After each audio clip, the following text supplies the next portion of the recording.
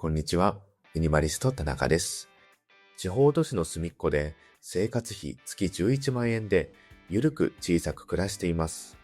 このラジオはミニマリズムで社会のスピードから降りて自分を取り戻すことを大きなテーマに、Kindle 出版で40冊以上の著書を持つミニマリストの僕が無理しない生き方やミニマルに暮らす方法などについてお話ししています。もし共感できる部分があれば、チャンネル登録やコメントなどお待ちしています。今日は、ファイヤーできなくても労働は 27% 減らせます。というテーマでお話ししていきます。最初に正直なことを言います。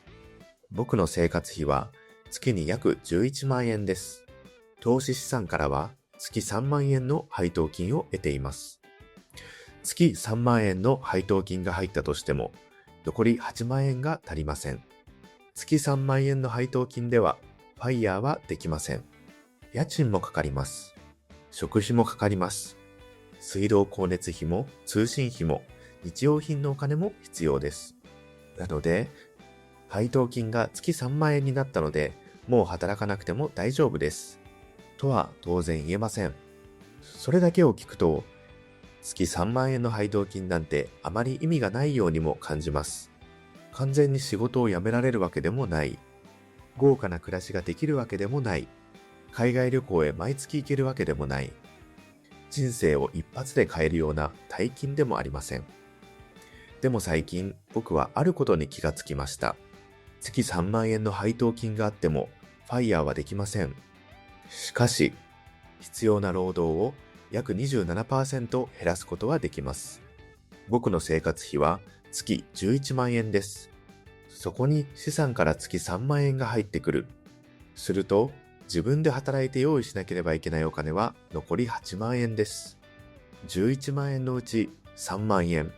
割合にするとおよそ 27% です。つまり、完全に働かなくてよくなるわけではないけれど、生きるために必要な労働を約 27% 減らせる。これってかなり大きなことではないでしょうか。世の中では投資の話になると、資産5000万円、資産1億円、配当金だけで生活、完全ファイヤー、そういった大きな数字が注目されがちです。もちろん、配当金だけで生活できるほどの資産があれば、とても強いと思います。働かなくても生活費が入ってくる。嫌な仕事を続けなくてもいい。体調が悪い時には無理をせず休める。それは確かに大きな自由です。でも自由というのは働くか全く働かないか0か100かその二択ではないと思います。月1万円でも生活費の一部を支えてくれる。月3万円なら必要な労働を約 27% 減らしてくれる。月5万円なら生活費11万円のうち残りは6万円です。完全に働かなくていい状態ではなくても、働かなければいけない量を少しずつ減らすことはできます。僕はこの考え方を知ってから、ファイヤーという大きなゴールだけを見なくてもいいのだと思うようになりました。資産が何千万円になるまでは何も変わらない。配当金だけで暮らせるまでは投資には意味がない。そんなことはありません。月3万円でも暮らしの土台は確実に軽くなります。例えば、仕事の収入が急に落ちたとします。今まで月11万円を稼がなければ生活できなかったところを、配当金が月3万円あれば、残り8万円を作ればいい。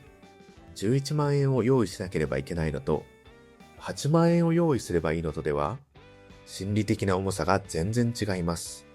月8万円なら週に2万円です。1日あたりで考えればさらに小さくなります。もちろん税金や社会保険などもありますので、現実には単純な計算だけではありません。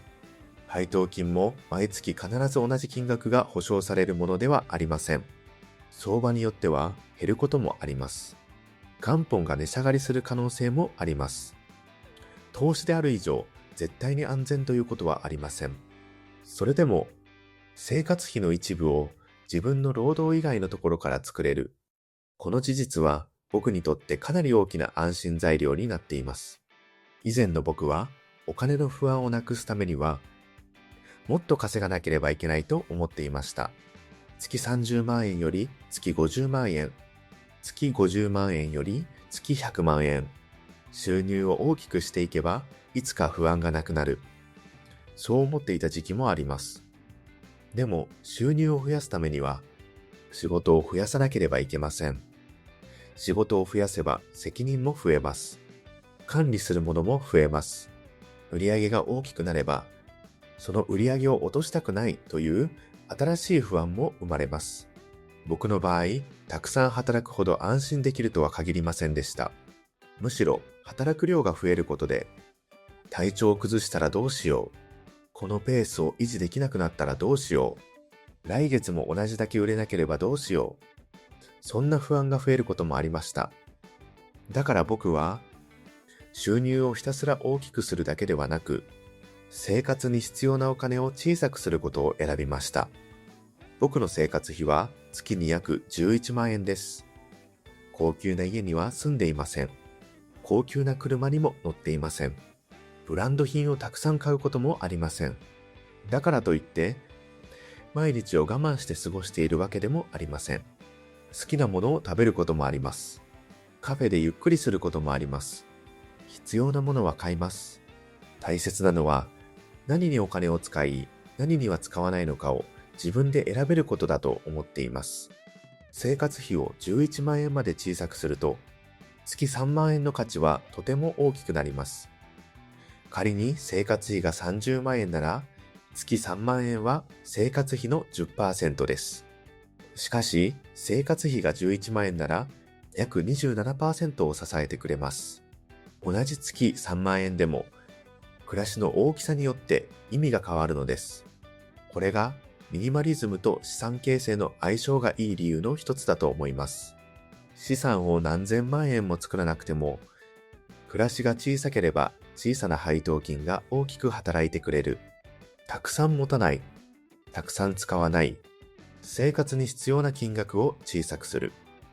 そうすることで資産から生まれる小さなお金でも自分の労働を少しずつ減らせるようになります。ただ僕は現在配当金を生活費には使っていません。僕は Kindle 出版やノート、YouTube などを中心にインターネット上にいくつかのストック型の収入源を作っています。以前に作った本が今月も読まれる。過去に書いた記事が今月も売れる。以前に公開した動画が今月も再生される。もちろん毎月同じ金額が入るわけではありません。売上が多い月もあれば少ない月もあります。それでも現在はそうしたストック収入で生活費以上を賄えています。なので今のところ配当金に手をつける必要はありません。配当金は基本的に再投資しています。入ってきたお金を使わずにもう一度資産へ戻す。そうすることで少しずつ配当金の土台を大きくしていきます。ここが少し不思議なところです。僕は今、配当金を使っていません。配当金で家賃を払っているわけでもありません。配当金で食費を払っているわけでもありません。口座に入ってきたお金はそのまま再投資しています。それなのに、安心感だけはすでに受け取っています。仮にストック収入が大きく落ちても、僕には月3万円ほどの配当金がある。月11万円をゼロから全部用意しなくてもいい。最悪の場合でもまず8万円を作ればいい。そう考えられるだけで仕事に対する恐怖が少し小さくなりました。使っていないのに支えられている。これが配当金の面白いところだと思います。今すぐ生活費として使わなくても、いざという時には使える。今は再投資して未来の配当金を増やす。もし仕事が厳しくなったら、その時は再投資をやめて生活費の一部に回す。僕の場合、通常時は配当金を全額再投資します。そして、もし資金繰りが厳しくなった時には、配当金の半分を現金として受け取り、残りの半分を再投資する。そんなルールも考えています。全部使ってしまえば資産の成長が止まりやすくなります。しかし、全部再投資しなければいけないと決めると、本当に困った時にも使えなくなってしまいます。だから、普段は未来の自分のために育てる。苦しくなったら、今の自分を守るためにも使う。そんな柔らかい仕組みにしています。僕にとって配当金は、今の暮らしを豪華にするためのお金ではありません。高級なものを買うためのお金でもありません。仕事を完全に辞めるためだけのお金でもありません。未来の自分が無理をして働かなくてもいいようにするためのお金です。いわば、未来の自分に送る小さな仕送りのようなものです。今の僕が少しずつ資産を作り、そこから生まれたお金を再投資する。そして何年後かに仕事が難しくなった自分が、そのお金に助けてもらう。そう考えると、投資の目的が単に資産額を競うことではなくなりました。誰かより多く持つこと、SNS で大きな数字を見せること、最短でファイヤーすること、そういう競争ではありません。僕が欲しいのは、調子が悪い日に休めること、仕事の売り上げが落ちてもすぐに生活が壊れないこと、嫌な仕事を無理に引き受けなくてもいいこと、午後の自由を守れること、そのための小さな土台です。月3万円ではファイヤーはできません。でも必要な労働を約 27% 減らせます。この 27% は僕にとって単なる数字ではありません。週5日働かなければいけないと思っていた人が少しだけ休めるようになる。毎月11万円を必死に作らなければいけなかった人がまず8万円でいいと思えるようになる。仕事がゼロになった瞬間に生活が崩れる状態から少しだけ距離を取れるようになる。そのための 27% です。完全な自由ではなくてもいい。仕事を全部やめられなくてもいい。少しだけ働く量を減らせる。少しだけ嫌な仕事を断れる。少しだけ長く休める。少しだけ将来を怖がらずに済む。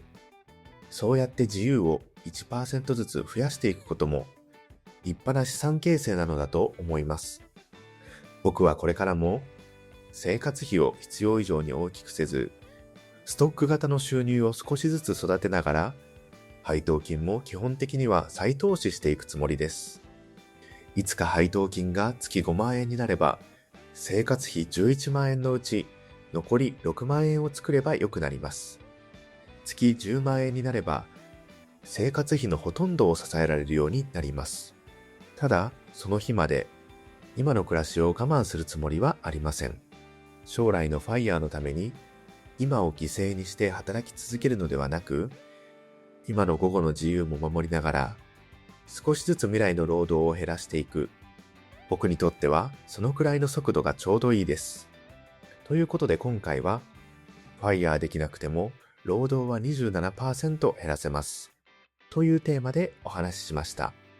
ファイヤーできるほどの資産がなくても、配当金だけで暮らせなくても、資産から月1万円、月3万円と入ってくることで、働かなければいけない量は少しずつ減っていきます。そして生活費が小さければ小さいほど、その小さなお金の力は大きくなります。大きな資産ができるまで人生は何も変わらないわけではありません。自由はある日突然 100% 完成するものではなく、少しずつ増やしていけるものなのだと思います。このラジオが少しでも参考になった方は、チャンネル登録や高評価、コメントなどをいただけると嬉しいです。それでは今回も最後までお聞きいただきありがとうございました。ミニマリスト田中でした。バイバイ。